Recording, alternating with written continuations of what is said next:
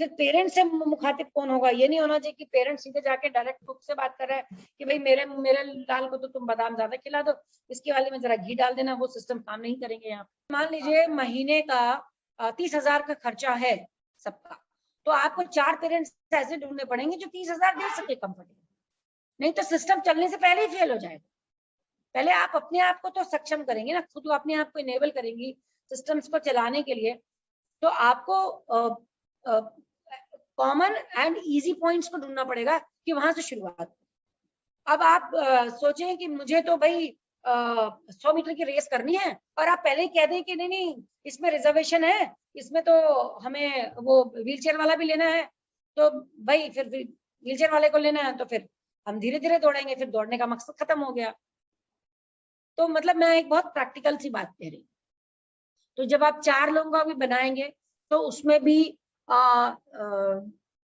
ऐसे 4 लीजिएगा जो कम से कम इक्वल मोर और लेस एक ही लेवल पे हो। कि मान लीजिए गाड़ी में आपने बिठाया, उनको कहीं ले जाना हो, एक तो 18 प्लस में लीजिएगा, ये नहीं हो कि एक 18 साल का हो और एक 6 साल का हो, दोनों की जरूरत अलग हो।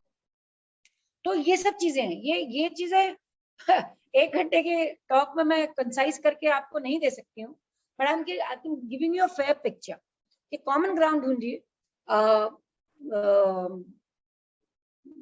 कॉन्फिडेंस बिल्डिंग के लिए छोटी छोटी एक्टिविटीज करिए। कोई अगर पहले ये टैप करिए, अगर ये 4 पेरेंट्स हैं, what can they bring on? क्या कोई डॉक्टर है, ठीक है, कोई सीए है, कोई एचआर का पर्सन है, what knowledge can they bring and enrich this initiative. और नीना, क्या सक्सेशन प्लान भी आप बनाते हैं? Because you see if there are 4 parents and supposing one is not there or you are not there to oversee, then what happens? Is there should be also this in writing, I think, ताकि structured रहे। और बाद में आपका question जायज है, लेकिन अगर हम आज नर्सरी की क्लास में पूछें कि पीएचडी कैसे होगी तो वो नहीं बन पाएगा, क्योंकि सक्सेशन तो बाद में होगा ना। पहले एक इनिशिएटिव लीजिए, सक्सेशन भी होगा। जैसे मैंने क्या किया है, हमारे जितने सिस्टम्स हमने बनाए हैं, हमने ब्लैक एंड व्हाइट में एक फाइल में डाल दिए मुंह पे। उनको मैंने अपने बोर्ड ऑफ डायरेक्टर को भेज दिया कि if I drop dead tomorrow you should know कि आलाप में हो क्या रहा था, डे टू डे में क्या है, माइक्रो मैक्रो क्या है। फिर एक यंग पेरेंट है जो मेरे यहाँ प्रोग्राम कोऑर्डिनेटर है, जिनको मैंने अभी से थोड़ा सा ग्रूमिंग करना शुरू कर दिया है, और मैंने उन सबको बोलना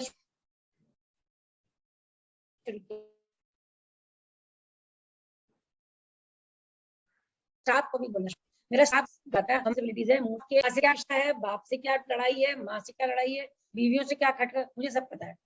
मैं इतना डीपली घुसी हुई हूँ उस चीज, क्योंकि ये आपके स्ट्रेंथ है जो केयर गिवर्स होंगे। सबसे बड़े स्ट्रेंथ के पिलर्स ये होंगे, तो उनके साथ आपका तजुर्बा और रिलेशनशिप अच्छा होना चाहिए।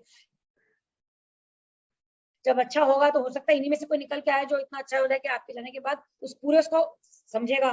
फिर आप लोग अपने अपने सिस्टम्स बना सकते हैं कि एज अ मदर आप फॉर्म भरवाइए कि आपके बच्चे के बारे में हमें क्या पता होना चाहिए, उसके क्या क्वर्क्स हैं, उसके क्या लाइक्स हैं, क्या डिसलाइक्स हैं, उसको फूड एलर्जीज क्या है, उसको क्या पसंद है, क्या नहीं पसंद है, इस सब की डिटेल बना के जाइए, ताकि अगर आप if you drop dead tomorrow at least कोई वो पढ़ के समझ तो सके कि भैया ये होता था, इसको यही अच्छा लगता है, या क्या उसके पिक्यूलर वर्ड्स हैं जो उसका मीनिंग ये होता है। जैसे मेरा बचपन में बच्चा आई के क्वी बोलता था, अब आई के क्वी मैं सोचती थी भैया क्या होता है क्या होता है। फाइनली 15 दिन के बाद I was able to crack, because ice cream की फोटो दिखा के उसने बोला आई के क्वी you idiot, this is what I mean. So I came to know भैया आई के क्वी मींस आइसक्रीम। अब ये माओ को रहता है कि भाई गूंगे की बात गूंगे की बात समझे, ऐसी वाली बात होती है। हमें उनकी बात, क्योंकि हम रात दिन का उनके साथ रहना है, तो उनके सब रिप्रेजेंटेटिव वर्ड्स को भी हम समझ जाते हैं। तो लेकिन आपके समझने से क्या होगा, क्या आपने उसके भाई को ये चीज बता रखी है, क्या उसके फादर को बता रखी है? अगर नहीं बता रखी तो बताना शुरू कीजिए आज, और लिख के दे दे तो बहुत ही अच्छी बात। रिश्तेदारों में दे दीजिए, तमाम जो खैर को है उन सबको दीजिए, जिस स्कूल में जा रहा है वहां दे के रखिए। फिर अगर आप ये इनिशिएटिव शुरू करते हैं तो एक फाइल बनाइए, हर एक बच्चे की डिटेल्ड रिटर्न में रिपोर्ट हो, फर्स्ट हैंड अकाउंट, फादर के हैंड राइटिंग में, मदर की हैंड राइटिंग में, सिबलिंग्स के हैंड राइटिंग में, कि वो उनका उस बच्चे से क्या रिलेशनशिप है और वो उनके साथ उनके क्या चीजें उनको चैलेंज लगती हैं, तो ये सब चीजें यहाँ से शुरू होती हैं, चीजें छोटी छोटी।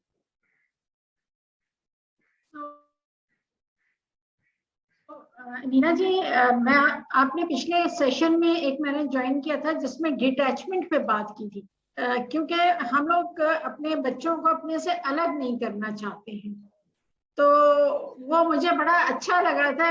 Even my son is neurotypical, लेकिन मेरा दिल नहीं चाहता कि वो मुझसे दूर जाए। सो ये भी जरा पेरेंट्स को गाइड कीजिए कि डिटैचमेंट जो है उसके लिए वो क्या प्रोसीजर हो और कैसे अपना दिल मजबूत करें। किसी ने लिखा it is not good to be detached for them. देखिए, डिटैचमेंट का मतलब लैक ऑफ लव नहीं है। डिटैचमेंट का मतलब लैक ऑफ लव नहीं है। डिटैचमेंट से मतलब है कि अगर आपने उनको, बच्चों को इमोशनली क्रिपल कर दिया, एक तरीके से क्रिपलिंग हो गई, जब आपने हर चीज उनकी खुद ही करनी है, तो आपने उनको दुनिया में किस तरह से आप मजबूत करके जाएंगे कि आपके बिना वो कहीं का ना रहे। क्या आप ये चाहती हैं बतौर मदर? तो टफ लव की भी जरूरत है। तो आप अगर देखिए कि जो एनिमल स्पीसीज में है, माए बच्चा डे 1 से खड़ा होना शुरू करता है, माँ हेल्प नहीं करती है, तो क्योंकि उसको जंगल में सरवाइव होना है। हम लोगों में क्या फर्क है? हम लोगों में एम्पैथी है, हमें एक लव करने की हमारे में वो है, लेकिन लव इतना होना चाहिए कि किसी का दम ना घुट जाए उसमें, किसी की ग्रोथ ना रुक जाए उसमें। Love should be liberating.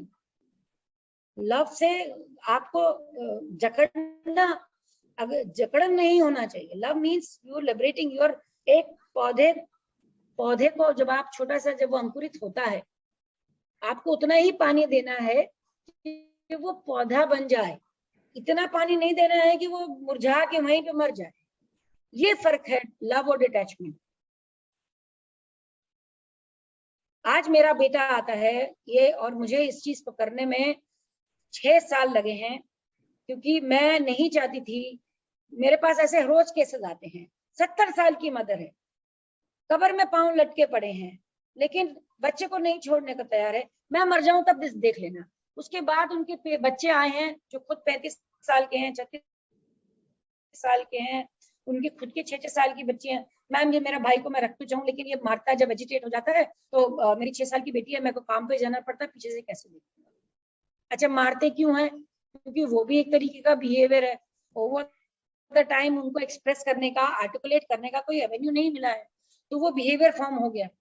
आपने उसकी दुनिया इतनी नैरो कर दी कि बस दुनिया में वो बच्चा है और वो माँ है और कुछ है नहीं। और जब आप चले गई तो वो बच्चा तो कहीं का नहीं रहा। तो you are not doing any favour by. आपका रोल एक पॉइंट के बाद रुक जाना चाहिए, सीमित हो जाना चाहिए। क्या हमारे बाकी बच्चे बाहर नहीं जाते हैं? क्या बाहर जाने से वो आपसे दूर हो जाते हैं या आपके प्यार में कमी आ जाती है? ऐसा तो नहीं है। मेरे बच्चे को आज है, यहाँ आता है आराम से, सैटरडे संडे को अपने घर में रहता है। फिर मैं उसको बोलती हूँ, अच्छा आप कल 9X जाना है? नहीं जाना है, कोई बात नहीं, एक दिन और रह जाओ। अभी इसको डेंगू हो गया था, मैंने उसको जाने नहीं दिया, 10 दिन मेरे पास था। उसके बाद जब वो ठीक हो गया, मैंने कहा अभी कल 9X जाएंगे। तो थोड़ी देर सोचा, 1-2 बार निगोशिएट किया, फिर कहता है ठीक है। तो मैंने कहा अच्छा ठीक है, दोपहर में जाना। फिर कहता है नो, मैं तो तैयार हो गया हूँ। तो फिर मैंने ड्राइवर को बुलाया, उसको भेजा। अब ये सोचिए, इस चीज तक पहुंचने में कि मेरा बेटे को ये तसल्ली दिलाने में कि तुमको माँ बाप से अलग नहीं किया गया है। देखो, उसका छोटा भाई है, वो कॉलेज जाता है, पापा ऑफिस जाते हैं, मम्मा भी काम करती है। अमोक क्या करेगा खाली घर में बैठे? अमोक भी तो काम करेगा ना, अमोक भी तो ऑफिस जाता है। अमोक खाली वहां इंडिपेंडेंटली नहीं रहता है। मैंने एक और एनजीओ के साथ टाई अप किया, वहां पे ये काम करने जाते हैं। He has that sense of pride कि मैं ऑफिस जाता हूँ। तो आज ये दिल में मेरे तसल्ली है कि मैंने चाहे अपने आप को जितना रगड़ा हो, लेकिन इस कंफर्ट लेवल पे मैं आ गई हूँ कि उसके पास हर तरीके की अपॉर्चुनिटीज मौजूद हैं और प्यार में कोई कमी नहीं है और उसको भी पता है। इस चक्कर में पहले वो फोन को बात करने नहीं आती थी, उसको फोन पे बात करने सिखाई हमने। आज इतना बात करता है, hello mamma, I love you, कैसे हो, मैं ठीक हूँ, क्या खाया, मटर पनीर। ये वो बच्चा है जिसको 6 साल की उम्र में किसी बाहर से आके किसी ने बोला कि अगर इसकी जितनी स्पीच आ गई अब नहीं आएगी।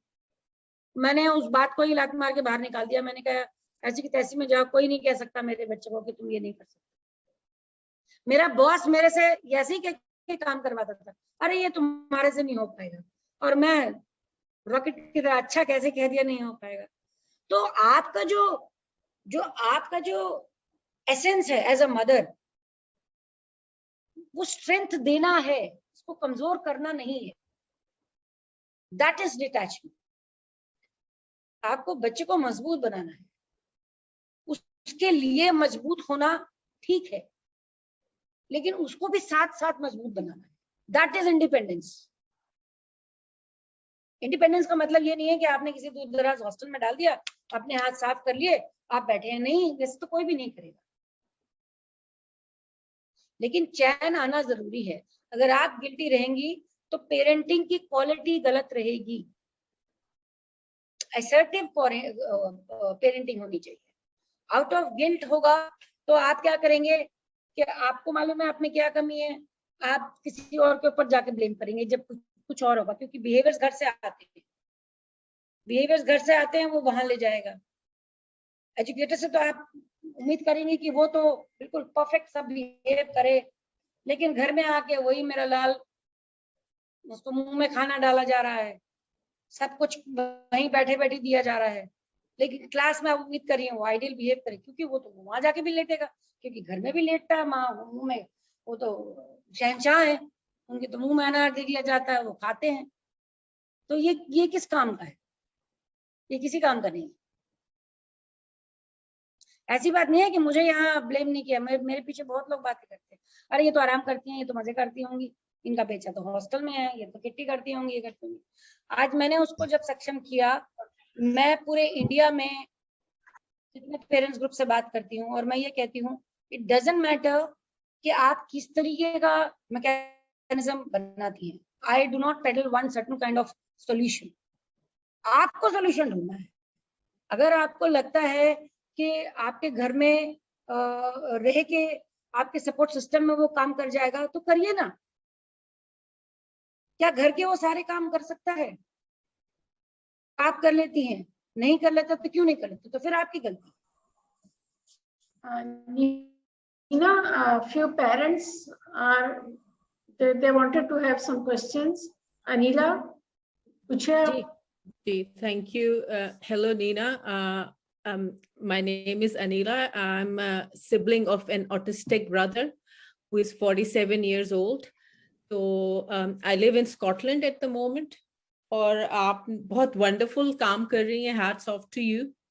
लेकिन I have a few questions, or please don't take it personally because मैंने दोनों societies में रह के देखा है ना, UK में भी और पाकिस्तान में भी. I grew up with an autistic sibling और अभी भी मैं career breaks लेके जाती हूँ अपने mother की help करने पाकिस्तान, उसको support करने. और मैंने कुछ launch भी किए हुए हैं campaigns वगैरह, because I'm a broadcast journalist as well.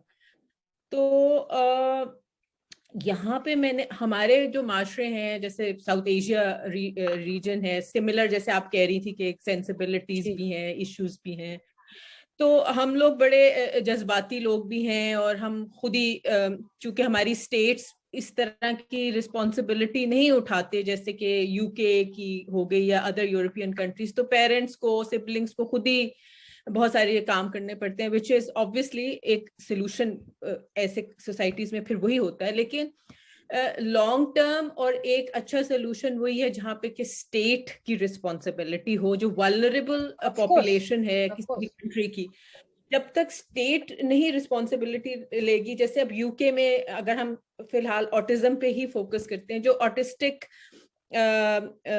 Groups थे उनके लिए कोई खास सपोर्ट नहीं थी इन ये 1960s में जो अब हम कर रहे हैं यहाँ पे 1960s में इसी तरह parents you know they form support groups, they came together, they put pressure on the state और बहुत कैंपेनिंग की और इवेंचुअली स्टेट ने फिर जो भी वो सपोर्ट उनको देनी चाहिए वो दी, लेकिन वो पेरेंट्स ने ही उसका इनिशिएशन यहाँ भी लिया, इन सोसाइटीज में भी।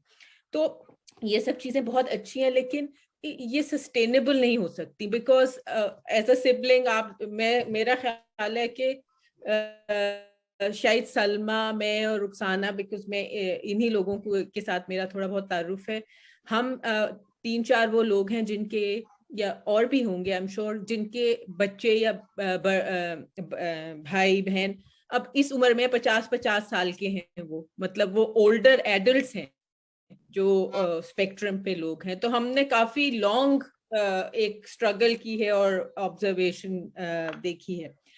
तो सस्टेनेबिलिटी बहुत इंपॉर्टेंट है। मसलन when you and your husband are not there, फिर क्या होगा? ये जो स्टाफ है, पाकिस्तान में भी ऐसा होता है, जो इस एरिया में जो स्टाफ हैं वो ज्यादातर कहीं और नौकरी नहीं मिली या पैसों की जरूरत है, तो वो इस तरह के फील्ड्स में आ जाते हैं। रिक्वायरमेंट उनके पुलिस चेक्स भी हुए होंगे, वो कोई उनके ऐसे पीछे कोई इस किस्म की उनकी बिहेवियर्स या हैबिट्स नहीं होंगे जो कि फिर हमारे बहन भाइयों या बच्चों को एट रिस्क ले आए।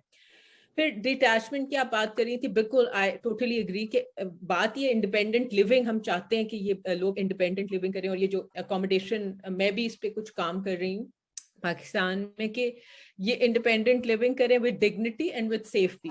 लेकिन आई थिंक पाकिस्तान में थोड़ा सा लोगों का ये जो डिटैचमेंट का इशू, की वजह ये कि हमारी सोसाइटी बहुत क्रूअल है और वहाँ पे लॉज और लेजिस्लेशन भी नहीं है। मसला जैसे आप बताई थी कि आपके बच्चे को थप्पड़ मार दिया किसी ने, अब आप देखें कि यूके में इतनी रोबस्ट लेजिस्लेशन है कि अगर मेरा दिल भी चाहेगा ना कि कोई मुझे इंतहाई तंग कर रहा है, तो मुझे पता है कि भाई अगर मैंने ऐसा किया तो there are serious repercussions for me. मतलब मेरा ये हाल हो जाएगा कि मुझे कहीं जॉब नहीं मिलेगी स्कूल कॉलेज में या किसी ऐसी जगह पे जहाँ पे कि वल्नरेबल पॉपुलेशन हो। तो इस तरह, इस वजह से भी पेरेंट्स घबराते हैं। फिर हमें पता है कि सेक्सुअल अब्यूज बहुत ज्यादा है, टेररिज्म का डर है। मैं 2 ऐसे केसेस को जानती हूँ पाकिस्तान में जो कि स्पेक्ट्रम पे, या आप समझे उनको मेंटल हेल्थ डिसेबिलिटीज थी, तो उनको रिक्रूट कर लिया बिकॉज वो इजी वो टारगेट होते हैं। तो आई थिंक इस वजह से थोड़ा सा पेरेंट्स घबराते हैं। लेकिन आपकी ये बात भी बिल्कुल दुरुस्त है कि जैसे अब मेरी मदर है, शी इज 77, वो नहीं चाहती कि वो कहती है कि बस वही आपने जो बात की थी ना कि जब हम मर जाएंगे तो फिर इसको जहाँ भेजना होगा। वो एक जनरेशन का भी फर्क हो गया ना, क्योंकि तब से अभी तक में एडवोकेसी अलग हो गई। तो एब्सोल्युटली, तो स्टाफ ट्रेनिंग, स्टेट रिस्पॉन्सिबिलिटी, यहाँ पे मैंने ये लर्न किया because I work for the health services and I have done a lot of work around learning disabilities in the UK, कि जब तक हमें एक होलिस्टिक मल्टी प्रोंग्ड अप्रोच चाहिए, हम जब तक हमारी स्टेट्स कुछ नहीं करती इन पॉपुलेशन के लिए, जाहिर है हमें खुद ही पेरेंट्स को, सिबलिंग्स को करना पड़ेगा। लेकिन एट द सेम टाइम हमें प्रेशर भी बिल्ड करना है और एडवोकेसी और कैंपेनिंग करनी है, क्योंकि आप देखें, आप इतनी पैशनेट हैं, आप एक ग्लू हैं जिसने उन सब पेरेंट्स को, मुझे आपकी बातचीत से अंदाजा हो गया है, मिला के रखा गया। अगर हम इस ग्लू को निकाल देंगे ना तो चीजें will start Aahista Aahista sorry बिखरना शुरू हो जाएंगे। मैं चाह रही हूँ कि आप क्वेश्चन जरा क्लियरली, तो मैं ये थोड़ा सा चाहती हूँ कि सस्टेनेबिलिटी किस तरह बिल्ड की जा सकती है प्रोजेक्ट में फ्रॉम द वेरी स्टार्ट।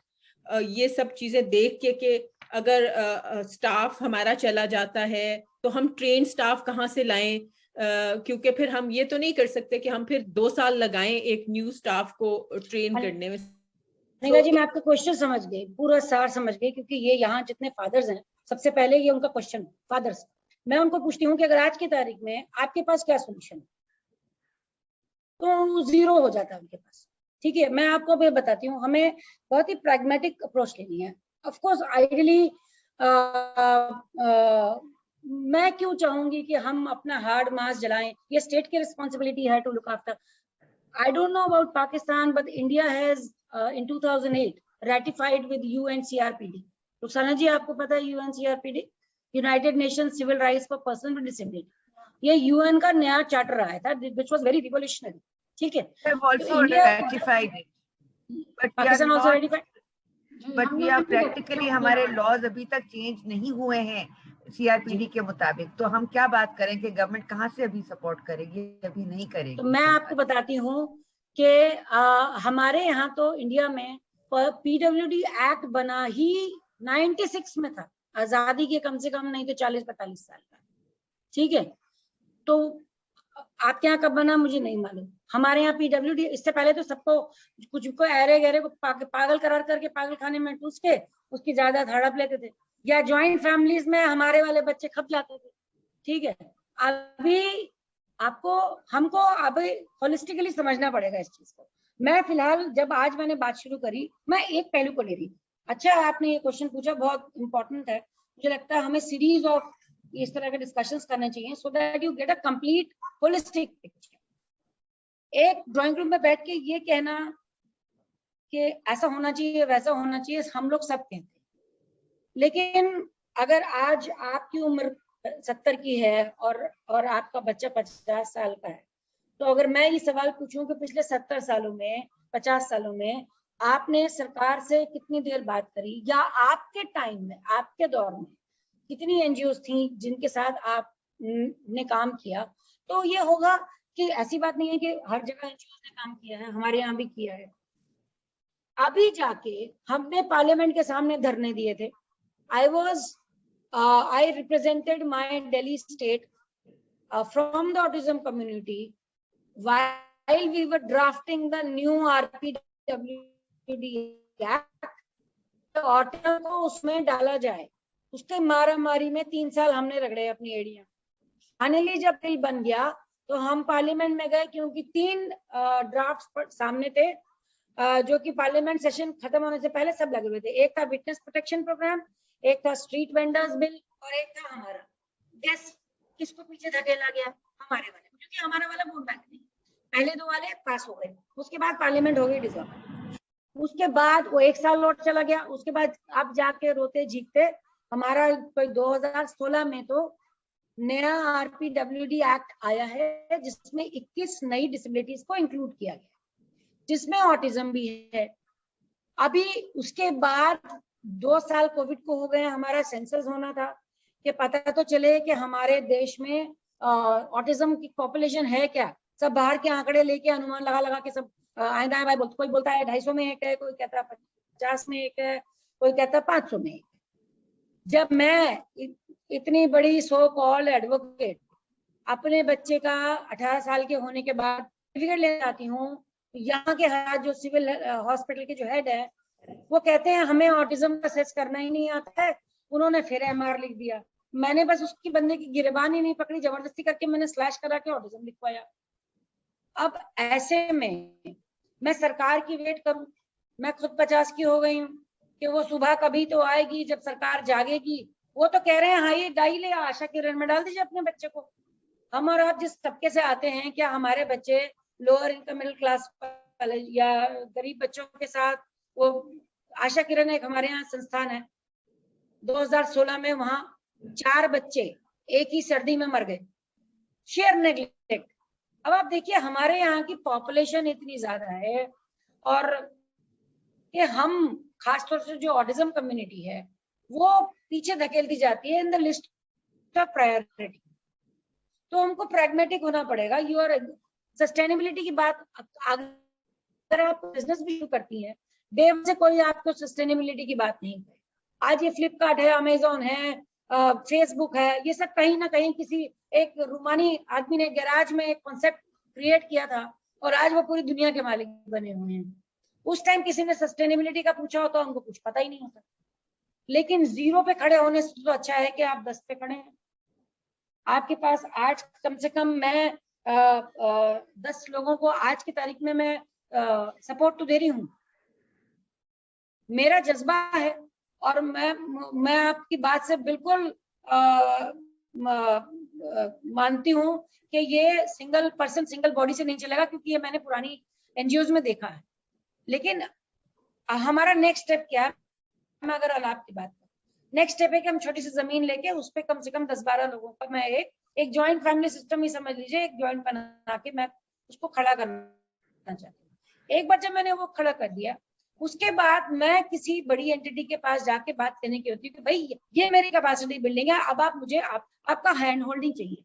ये पब्लिक प्राइवेट पार्टनरशिप ही होगी तभी चलेगा, खाली पेरेंट्स नहीं कर पाए। लेकिन अगर कदम लेने की बात है तो 10 कदम कम से कम पहले पेरेंट्स को आगे चलना पड़ेगा, तब कोई आके आ जाए। वरना अगर आपको लगता है आपकी सरकारें क्या कर रही हैं, आप जानेंगे मेरी सरकारें क्या कर रही हैं। तो इसमें यह है कि हिस्सा बांटा किया जाए कि भाई कोई अगर एडवोकेसी कर रहा है, मैं आपको बता दूं, आप यहाँ पे एनजीओ वाले भी बैठे हैं और पेरेंट्स भी बैठे हैं। कभी एनजीओ वाले अगर हमको सड़क उतरना हो, 4 पेरेंट्स इकट्ठे नहीं आते, 4 लोग इकट्ठे नहीं होते, मिडिल क्लास वाले तो nobody wants to get their hand dirty when it comes to advocacy.